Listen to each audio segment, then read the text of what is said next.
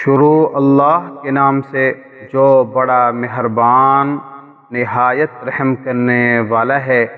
السلام علیکم ورحمۃ اللہ وبرکاتہ۔ صدقہ کرنے کی فضیلت۔ سیدنا عقبہ بن عامر رضی اللہ تعالیٰ عنہ کہتے ہیں کہ رسول اللہ صلی اللہ علیہ وسلم نے فرمایا، کل امرئ فی ظل صدقتہ حتی یفصل بین الناس۔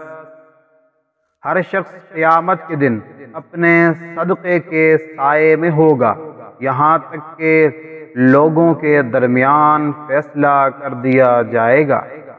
امام ابن القیم رحمہ اللہ فرماتے ہیں، لو علم المتصدق ان صدقتہ تقع فی ید اللہ قبل ید الفقیر لکانت لذت المعطى اکثر من لذت الاخذ۔